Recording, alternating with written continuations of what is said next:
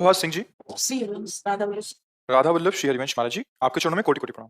गुरुदेव भगवान, मेरी कुछ दिनों से दिनचर्या बहुत बाधित हो गई है। मन इस समय बिल्कुल साथ नहीं दे रहा। पहले वही दिनचर्या पूरे उत्साह के साथ होती थी, अब वही एक बोझ सा लग रही है महाराज जी। भजन की थोड़ी भी तन्मयता में बहुत घबराहट होती है महाराज जी। कोई अपराध बन गया क्या? श्री हरिवंश गुरुदेव भगवान, जैसे पहले जो लगन तत्परता थी इसलिए इसलिए हम पूछ रहे, कोई अपराध बन गया क्या? किसी वैष्णव की निंदा, कोई ऐसा अपराध जिससे हमारा भाव, भगवत भाव कम हो रहा है?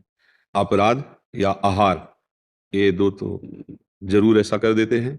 यदि ऐसा नहीं तो कभी कभी भक्त के जीवन में कबहू तो थोरो भजन, कबहू होत विशाल, मन को धीरज छुटे नहीं, गाहे न दूजी चाल। कभी कभी मना स्थिति ऐसी होती है कि प्रभु में नहीं लगती है, क्योंकि बहुत जन्मों से संसार में लगी रही। मना कष्टानि इंद्रियाणि प्रकृतिस्थानि कर्षति, वो घंटा 2 घंटा की बात है। लेकिन अगर बराबर कई दिनों से ऐसा चल रहा है तो फिर भोजन का बहुत ही बहुत 2 दिन 3 दिन, रक्त जब तक रहेगा तब तक वो जहाँ उसका प्रभाव जला भजन करने से, तो फिर वही भाव आ जाता है। लेकिन अपराध जब तक मोचन नहीं होगा तब तक आगे नहीं बढ़ने देता। जैसे संतों की निंदा, वैष्णवों की निंदा, या नाम के विषय में सोचना कि, या किसी के प्रति कोई आपराधिक वृत्ति हो जाना, या धर्म विरुद्ध अपने से कोई आचरण हो जाना, इन पर ध्यान देना चाहिए। अगर ऐसा कुछ है तभी ऐसा बाधित होता है, नहीं तो प्रतिपल उत्साह बढ़ता है। जब हमसे कोई पाप बन जाता है तो हमारे चिंतन को वो शुष्क कर देता है, और जहाँ चिंतन शुष्क हुआ, रस नहीं मिला, तो विषय की तरफ भागता है मन, और विषयों की तरफ मन गया कि फिर भजन भाव छूट जाता है। इसलिए आपको ही विचार करना पड़ेगा कि आपके द्वारा कहीं ऐसा कुछ तो नहीं हुआ।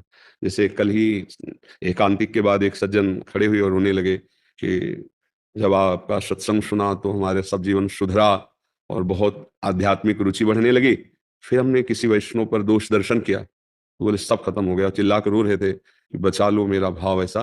तो कभी कभी हम अपनी मायाकृत बुद्धि से महाभागवतों को नहीं जान पाते, और बाहरी बातों पर जो हमारी मलिनता है उसमें आरोप करके हम उनके प्रति दोष दर्शन या निंदा करने लगते हैं।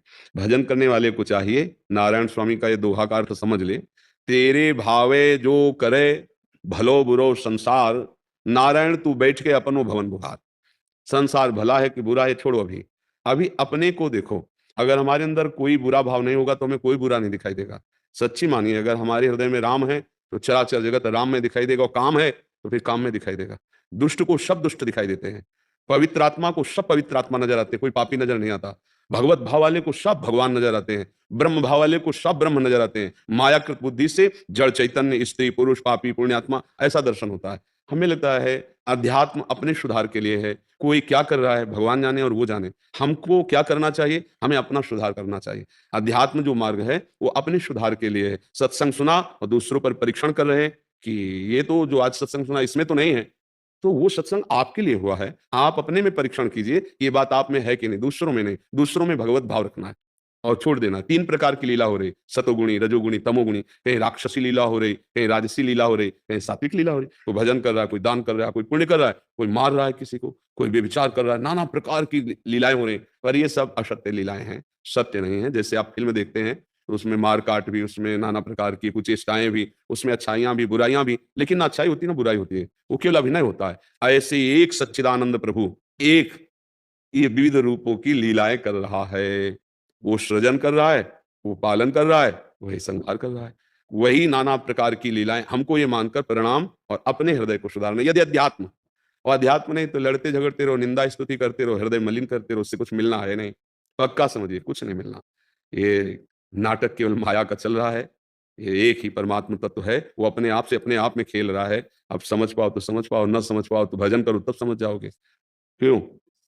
आप विचार करके देखिए, कोई अगर ऐसी वृत्ति है तो आप ध्यान करोगे भगवान को साक्षी करके, तो आ जाएगा कि हमसे ये गलती हो गई।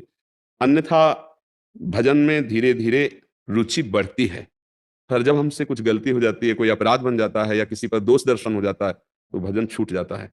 पक्का समझिए, जब हम किसी पर भी दोष दर्शन करते हैं तो वो अपने ऊपर लागू हो जाता है। ये एक प्रकृति का अलौकिक नियम है। अगर हम तुम्हें कहेंगे कि बहुत नीच पुरुष है, तो एक दिन हमारे अंदर ऐसे आचरण जागृत हो जाएंगे कि सब कहेंगे कि बहुत नीच पुरुष है। पक्का समझ लेना।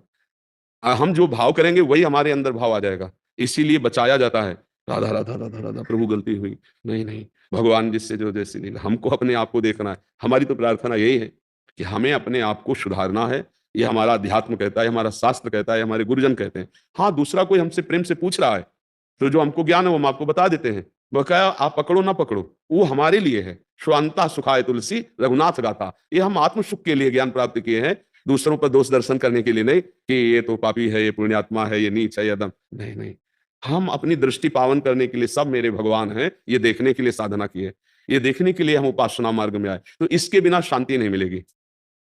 हमारा कहीं राग हो जाएगा, कहीं द्वेष हो जाएगा, किसी के गुण देखेंगे, किसी के दोष देखेंगे, और यही जगत में अशांति का कारण बन रहा है। कोई मित्र बन जाता है, कोई शत्रु बन जाता है।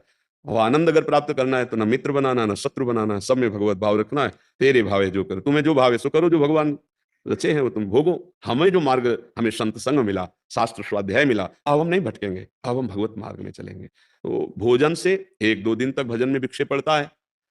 अगर बहुत गंदा हो गया तो 15 दिन भी लग जाए। और अपराध से जब तक वो अपराध मोचन नहीं होगा तब तक भजन रुका रहेगा। इसलिए भक्तन के अपराध से डर पो, ऐसा वाणी जी में लिखा है। भक्तन निंदा अति बुरी भूल करे जिन कोय, किए सुकृत बहुजन्म के छिन में डारे कोय। बहुत जन्मों का पुण्य साधन 1 मिनट में किसी महाभागवत की निंदा कर दी, वो सब नष्ट हो जाएंगे। फिर क्या होगा? चिंतन क्रॉस चलने लगेगा, विपरीत हृदय जलने लगेगा, और जिससे आज की भाषा में डिप्रेशन कहते हैं, आप पहुंच जाओगे। परमार्थ की तो बात जाने दो, स्वार्थ लायक भी बुद्धि नहीं रहती है, वो पति देखो, चिड़चिड़ा स्वभाव हो जाना, भगवान की प्रति श्रद्धा हो जाना, ये सब अपराध के लक्षण है। जैसे लोग भगवान की निंदा करते हैं ना, वो पाप किए हैं, वो ऐसे अपराध किए कि उनकी बुद्धि ये स्वीकार ही नहीं कर सकी कि भगवान है। अगर स्वीकार कर ले तो मंगल शुरू हो जाए। पहला मंगल यहीं से होता है, आस्तिक कि भगवान है, अस्ति भगवान है, और नास्ति भगवान नहीं है, ये घोर अमंगल का लक्षण है। यहीं से दुर्गति प्रारंभ होगी, क्योंकि बहुत पाप हो गया है, हृदय मलिन हो गया, तो भगवान की भी अस्वीकृति हो गई। स्वीकृति में कम से कम इतना तो रहता है कि एक रास्ता बचा रहता है कि मैं बहुत नीच हूं, पामर हूं, प्रभु आप मुझे बचा लो।